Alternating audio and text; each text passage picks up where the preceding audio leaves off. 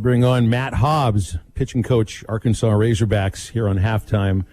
On a day where we were supposed to play baseball, but we found a week ago that wasn't going to happen against Missouri State. So a few days, wouldn't call it rest necessarily, because I know the guys are getting ready for this series at LSU. Coach Hobbs, thanks for your time today. What's going on? Nothing much, guys. Thanks for having me on. Greatly appreciate it.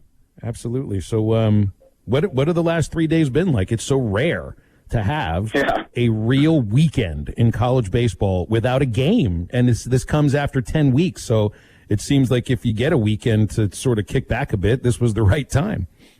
Yeah, crazy weekend is the way that it all laid out with the doubleheader on Friday and, playing the game on Thursday, Friday, Saturday series and having a double up. So fortunate that we were able to win two and be able to take a couple days to just really kind of recharge and relax. The guys came up and worked out on their own a little bit over Saturday and Sunday. We had nothing scheduled for them. Yesterday was a light day. We got out and threw a little bit, played catch, hit on the field, and then today we'll get back into practice today. But definitely a great time to recharge a little bit going into the last 4 SEC weekends.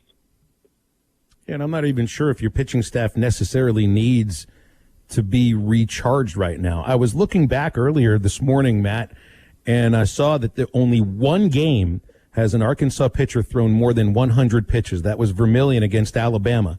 Only 2 other games has a pitcher thrown more than 90 pitches in an inning for your team, and that's Wicklander. He's done that twice. So was this part of the plan with you and Dave Van Horn? I don't know if it's like keeping the pitch counts down necessarily, but it doesn't really feel like any of your pitchers, and I would include Kevin Kopps, have had an over workload. You know what I mean? Yeah, definitely. I think that we just kind of knew this was the way this staff was going to be built at the beginning because we had so much depth. And you look at like the amount of guys that we pitched and how many guys we've thrown in the bullpen and how many different guys we've thrown. We knew that depth was going to be our strength. And, I don't want to take anything away from our starting pitching because they've done a good job too. But, we knew that we were going to be built from the back to the front instead of the front to the back. And, guys like Pat and Peyton have done a really good job the last couple of weeks trying to take over those, Friday, Saturday spots in the rotation. But we knew that it was going to be kind of an all-hands-on-deck approach to this season, just with the way that we could build and we could match up and we could do things differently in our pen. So not having a bunch of huge pitch counts has benefited us because, this is about the time where you normally hit a little bit of a lull if you've been using a guy quite a bit from a pitch count standpoint or building up a bunch of innings. And we just don't have anybody that's done that really. So I feel like guys like Pat and Peyton and those guys, and they're just kind of hitting their stride right now instead of needing some time off. So I feel like we're in a fairly, from a health and from a workload standpoint, we're in a great spot. Well, and I feel like maybe there in previous years, perhaps there might have been resistance to the way you guys are piecing together the 9 innings of every game. But really, when you look at it, and you've seen in Major League Baseball with the openers and starters going a little shorter amount of time than they used to, it's really just about like how you put those 9 innings together, right? The old thinking is, well, you need your starter to go 7 innings at least. That isn't really the case if you have a good bullpen. It's just piecing the 9 innings together, right? Yeah, it's just a matter of getting 27 or more outs. That's really all it comes down to. It doesn't matter who gets those outs or when you get those outs or, quite frankly, like a traditional closer, having a traditional closer. I mean, Kevin finishes games for us, but he's not a traditional closer. He throws 3 innings, and he'll come in when the game matters, and he'll come in when we think this is the ball game right here, and this is when he's going to pitch. It doesn't have to be in the 8th or the 9th inning. It could be in the 7th inning. It could be in the 6th inning. It could be in the 5th inning. We use guys when we think that we need to use them to help our team win games. And you need 2 things to be able to do that. You need depth, which we have. We have a lot of good pitchers. So we have depth. And you have to have a bunch of guys that don't have a ton of ego. And that's really important when you're trying to do things like we're trying to do in the way that we've built our pitching. And it's not necessarily what people are used to either, like you said. People aren't used to seeing your starter come out in the 4th and then get 5 innings out of your bullpen and have that have been the plan. People don't believe that's the plan, but sometimes it is. And traditional baseball where the starter goes 6, 7, 8 innings. Sometimes you can play that way, and sometimes you can't. And when we were really fortunate in Game 3 of the series to be able to play that way, with Pat going 7, and then Kevin goes 2 instead of Kevin having to come in the 4th or the 5th or the 6th. So I think we'd all like to, have it just be clean every game and every game work out exactly the way we wrote it down on paper. But sometimes you have to be adaptable and you have to adjust. And I think that's the strength of this. Our pitching staff is the ability to adjust and adapt. Yeah. And you adjust to your strengths and you basically pitch to your strengths and manage a game to those strengths too. And obviously one huge strength right now is that you have potentially the most dominating pitcher in college baseball, which is Kevin Kopps. And you and I were texting a little bit yesterday about this. It's incredible the amount of swings and misses that he gets, but he's also economical with his pitches. For a guy who struck out 46% of the batters he's faced, he's averaging less than 3.9 pitches per hitter. And these two things don't really go together with me. There's so much about what Kevin is doing that, quite honestly, is mind-blowing, isn't it? Yeah, I mean, a lot of 3-pitch strikeouts, 3 and 4-pitch strikeouts, which you just don't see a whole lot in our league because the hitters are so good.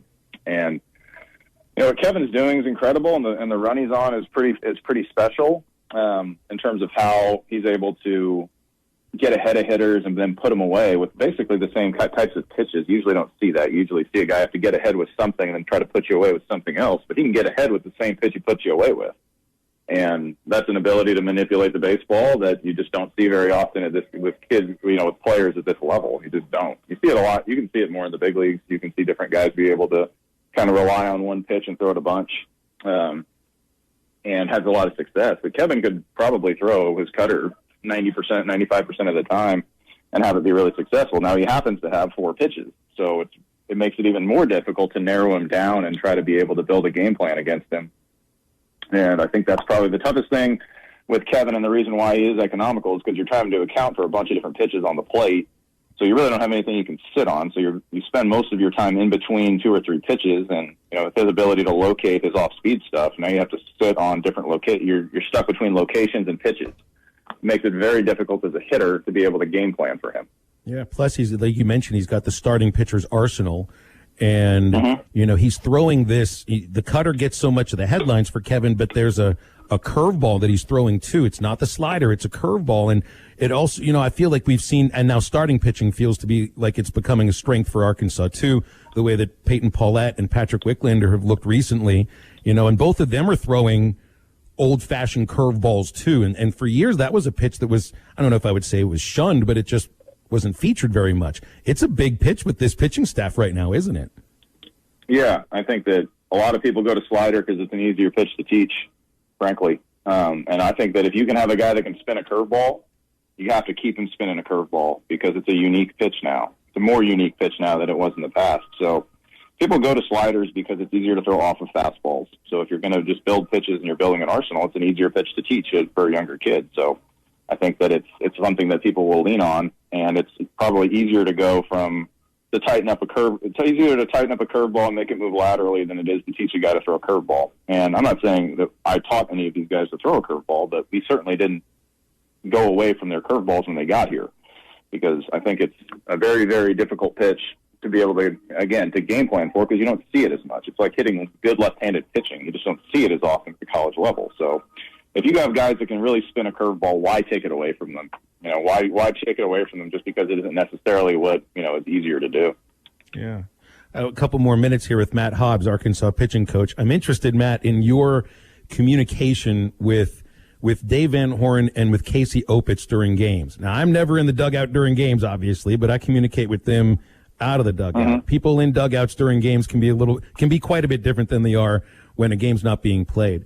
It seems to me Dave Van Horn really trusts your instincts, and I know he lets his assistant coaches, do their job without him looking over their shoulders. So when you're communicating with Dave about certain situations, pitchers to bring in, does he go with your instinct much more often than not?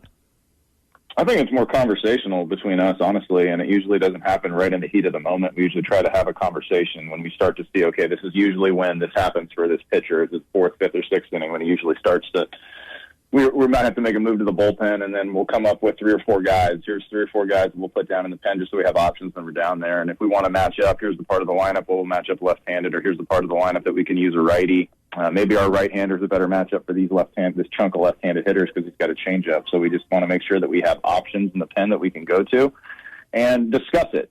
It's never, I don't think it's really ever one of us just saying, this is the guy, we got to go with this guy right here. It's more, I'll come to him with, here's 3 or 4 guys in the pen right now. Do you feel strongly about one or the other? If he says, yeah, I feel a little bit better about this guy, then we'll probably lean that way. If he comes back to me with, I feel pretty good about all of them, you pick one, then we'll go with that. But it's more conversational, honestly. And I'll get Casey's input on this too. I'll ask him in the 4th to 5th inning, hey, what do you feel about these 3 matchups? Do you like one better than another against this team that we're facing? Because he's the one that's calling the game and he's catching. So he needs to be involved in the decisions as well. So I think it's just a kind of universal, just talk to everybody and find out if everybody can have a little input, then we can make the best decision possible for the team. I love how you guys communicate with Opitz in the dugout, but you don't have to worry about communicating with him while he's on the field because he's got the earpiece for SEC games that all catchers can wear. But Dave Van Horn has told me, we never turn that thing on. Why would you when you've got essentially an extra pitching coach doing the catching for you, right?